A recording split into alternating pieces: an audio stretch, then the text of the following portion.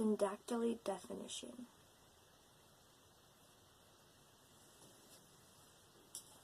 Here's the definition of syndactyly. The condition of having some or all of the fingers or toes wholly or partly united, either naturally, as in web-footed animals, or as a malformation. So, that's the definition. So what I have is my ring finger and my middle finger are fused together with the skin, and on my left hand they're fused together with the bone after the first knuckle up here. So from what I know, it wasn't a part of the family until I was born, but if it was, it would have been a part of my dad's side, but that's pretty much all I know about it. Now, when I had the idea of making this video, I started doing a lot of research and asking my mom a lot of different questions, and I always thought that my grandma had it on my dad's side, but it wasn't the same thing. She had like a fused hip or something like that, and my mom thought that that was originated with it. So what I found is that 1 in every 2,000 to 3,000 kids have it every year, like they're born with it. So usually it's just the skin that's fused together, but that's called simple syndactyly. Now complicated syndactyly is where the bone is connected in one or more places, and that's what I have. So it makes a lot of other medical issues pop up, like I have Raynaud's, that's a part of it. I'll explain what that is in a different video, but so it's one of the most common birth defects that have to do with the hands and the feet. Now my feet, I have 2 toes combined on every foot, so it looks like, and then I also have 1 toe missing. My second toe is missing on each foot, so it looks like I only have 3 toes, and I'll put a picture right over here. So it's very confusing for a lot of like kids growing up with it who actually have the privilege of growing up with it, because most parents have them separated within the first year or 2. And it's pretty sad, because like it's something that you shouldn't be ashamed of, even though I have gone through that in my life.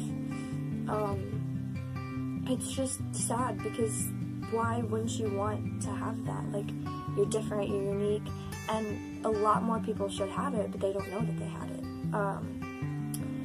So there's a 50% chance that my kids will have it, and their kids, and their kids, and their kids, so on and so forth. Now they usually, parents, I don't understand why parents are like this, but mine aren't. They see it as a birth defect. My mom doesn't see it like that at all, but even people who I meet are like, wow, that's a cool birth defect. It's not, I don't like that word at all. And a lot of people who have syndactyly don't like the word birth defect. It's pretty degrading, and it makes you feel like you're less than a person. So I know there's a lot of cases, not a lot, but there are some cases of kids growing up with syndactyly, and they get to choose whether they want to get them separated or not. Before we found out that I had what's called Raynaud's phenomenon, we were looking at getting my left hand separated when I was like 13 or 14, I can't remember. But we figured out that that wasn't the issue, and it wasn't the bone or the skin or anything being connected. It was something completely different, and it had something to do with the blood vessels and all of that. So kids should have the choice, but a lot of them don't, because they don't know that they have it. Well, they don't know that they did have it when they were born, because a lot of people will keep it from them, and it's like, why? I don't understand why there's a lot of like secrecy when it comes to like birth defects and like medical issues and stuff like that. People need to be more open about it, because it's a situation that not a lot of people know about, and I'm very passionate about it because I was bullied for it. So bullying, it's something that you're going to want to look for during the entire school life of your child. So when I was in public school, in the 2nd and 3rd grade, I was being bullied for it, but not a lot of people knew about that. I was very proud of it as a kid, and I wasn't ashamed of it at all. And then middle school came around, and I didn't really see it as an issue.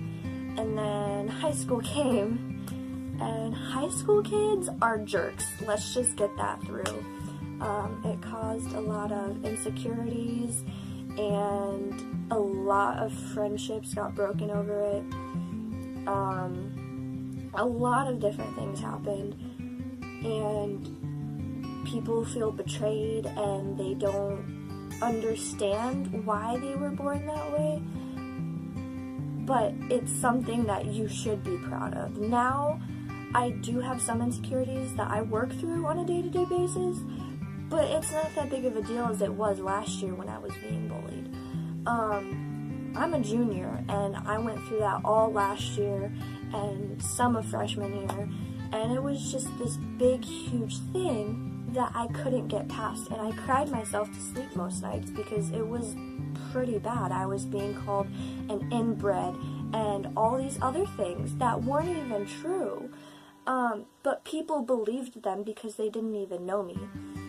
And it just made the situation really bad.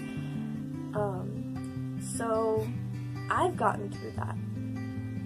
But growing up with Syndactyly is something to be proud of because not a lot of people know about it.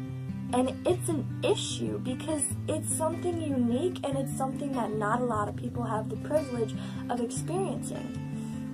One of the most offended questions that I get are, how does it feel? Like, I don't know the difference. I was born that way. Like, I have all 5 fingers, it's just I look like I have 4. But I can do everything that you guys can do.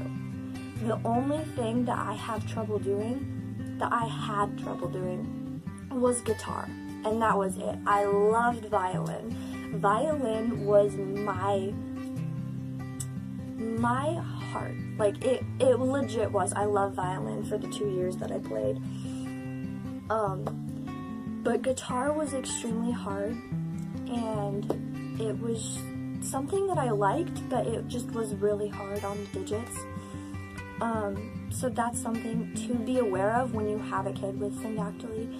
And if you are someone with Syndactyly, like, hit me up, because, like, I want to know other people. I have never met anyone else with Syndactyly, and it's something that legit 1 in 2,000 to 3,000 kids are born with. Like, it's not as rare as people think it is. But growing up with it is, because surgery should not be the immediate solution to it. It's embracing the child as they are and having them grow up being proud of who they are. Sorry, I get really triggered about it. But, that's just my story about it. If you have any questions, comment down below and I will try to make another video about it. Sometime in the near future, hopefully.